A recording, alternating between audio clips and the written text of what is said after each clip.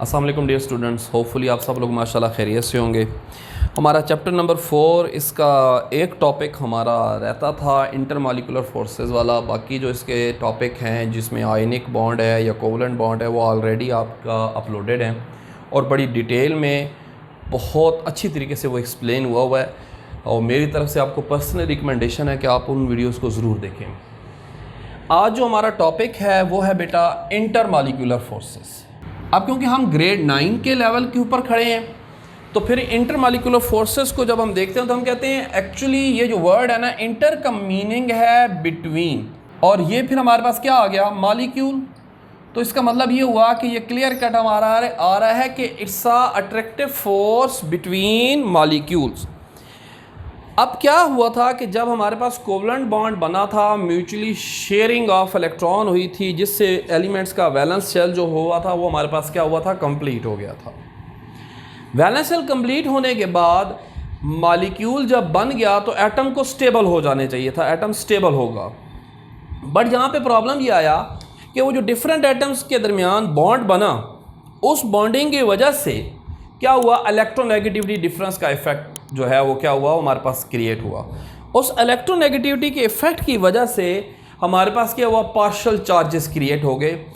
एक मॉलिक्यूल जो था उसके ऊपर कौन सा आ गया, पार्शियल, जो मोर इलेक्ट्रॉन है उसके ऊपर पार्शियल नेगेटिव चार्ज आ गया, और अनदर मॉलिक्यूल के ऊपर कौन सा चार्ज आ गया, पार्शियल पॉजिटिव चार्ज आ गया। अब हम ये कह रहे हैं कि वो जो पोलर मॉलिक्यूल्स हैं उनके दरमियान जो अट्रैक्टिव फोर्सेस डेवलप हो रही हैं उनको हम क्या कहते हैं, इंटरमॉलिक्यूलर अट्रैक्टिव फोर्सेस कहते हैं। सो बाय डेफिनेशन इंटरमॉलिक्यूलर को डिफाइन कर लेते हैं तो विल डिफाइन इट एज कि एक्चुअली ये क्या है, वीक अट्रैक्टिव फोर्स है, फोर्सेस ऑफ अट्रैक्शन, जो कि हम क्या कह रहे हैं, एक्चुअली जो कि प्रेजेंट है between polar molecules. Polar molecules के दरमियान जो अट्रैक्टिव फोर्सेस डेवलप होती हैं ये हमारे पास क्या कहलाती हैं, इंटरमॉलिक्यूलर अट्रैक्टिव फोर्सेस कहलाती हैं। सो हम 9th के लेवल पे सिर्फ पोलर मॉलिक्यूल के दरमियान अट्रैक्टिव फोर्सेस को डिस्कस करते हैं।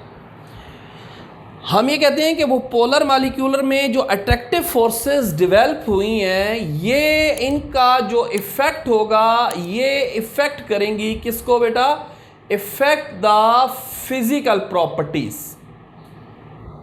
फिजिकल प्रॉपर्टीज को ये बहुत ज़्यादा इफेक्ट करती हैं। और फिजिकल प्रॉपर्टीज हमारे पास जो हैं, अगर मैं इसको यहाँ पे मेंशन कर दूँ तो ये फिजिकल प्रॉपर्टीज जो हमारे पास होंगी ये हमारे पास बेटा, इसमें सबसे पहले तो हम कहते हैं कि हमारे पास क्या आ जाएगा, मेल्टिंग पॉइंट आ जाता है।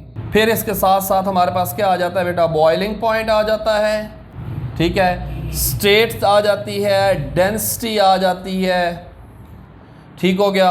इसके अलावा हमारे पास विस्कोसिटी आ जाती है। ये वो प्रॉपर्टीज़ हैं मेनली जो हमारे पास क्या होता है, हमारे पास इससे क्या होता है, हमारे पास इफ़ेक्ट होती हैं। इंटरमॉलिक्यूलर फोर्सेस की जो मेन टाइप्स हैं जो कि हमने डिस्कस करनी है, उनमें फर्स्ट ऑफ ऑल हम डिस्कस करेंगे बेटा किसको, डाइपोल इंटरेक्शन को। ये मैंने इसी वजह से ना थोड़ा सा आपको समझाने की खातिर इसकी जब हेडिंग दिया है तो उसको थोड़ा सा उसको स्प्लिट कर दिया है। डाई स्टैंड फॉर टू, और पोल का मतलब क्या है, अपोजिट चार्ज एंड। सो हम इसको डिफाइन करते हैं, तो हम डिफाइन जब करते हैं हम कहते हैं ये हमारे पास क्या थी, वीक अट्रैक्टिव फोर्स है, फोर्स ऑफ अट्रैक्शन है, जो कि हम क्या कह रहे हैं, एक्चुअली प्रेजेंट है between partial positive pole of one molecule with partial negative pole of other molecule। तो थोड़ी सी डेफिनेशन मैंने डिटेल में लिख दी है ताकि आपको थोड़ा सा इससे आइडिया हो जाए कि एक वीक अट्रैक्टिव फोर्स थी जो कि पार्शियल पॉजिटिव पोल एक मॉलिक्यूल का किससे? Partial negative pole of the other molecule. अब क्या होता है, हम कहते हैं कि when polarization created in the molecule, so best example to explain the dipole, हम कहते हैं कि जी हाइड्रोजन और क्लोरीन इलेक्ट्रॉन्स को म्यूचुअली शेयर किया, क्लोरीन बीइंग मोर इलेक्ट्रोनेगेटिव, तो इसके ऊपर कौन सा चार्ज आ गया? Partial negative. ये डेल्टा साइन है, पार्शियल चार्ज को हम कहते हैं ये हाफ चार्ज होता है। और इसी तरह हमारे पास क्या हुआ, हाइड्रोजन के ऊपर फिर अल्टीमेट सी बात है, कौन सा चार्ज आ गया? पार्शियल पॉजिटिव चार्ज आ गया। अब ये एक मॉलिक्यूल के अंदर पोल जनरेट हो गए। हम कहते हैं other molecules of HCl will arrange themselves in such a way कि वो इसके साथ डाइपोल इंटरेक्शन डेवलप करना चाहता है, तो ये इसका नेगेटिव पोल है। तो जो सेकंड मॉलिक्यूल है जो इसके साथ इंटरेक्शन डेवलप करने आ रहा है, वो क्या करेगा? वो अपने आप को यूं अरेंज करेगा कि इस नेगेटिव पोल के सामने उसका कौन सा पोल आए? पॉजिटिव पोल आए। तो लाइक दैट आप इसको देखें,